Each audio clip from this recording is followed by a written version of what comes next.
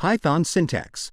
Hey there, today we'll decode the Pythonic way of writing code, delving into Python syntax. But wait, what is syntax in programming?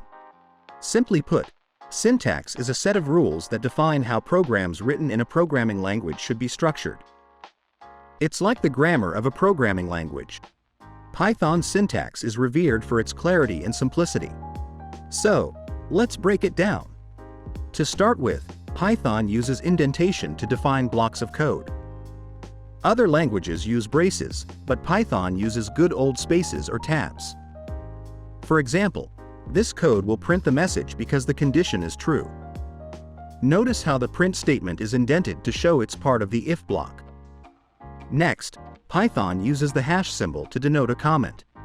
Anything following the hash on a line is ignored by Python, making it great for adding notes or disabling code.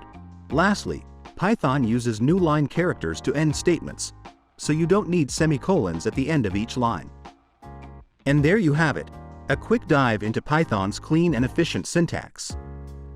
Stay tuned for our next video where we'll be getting our hands dirty with Python variables and data types. Until then, keep coding.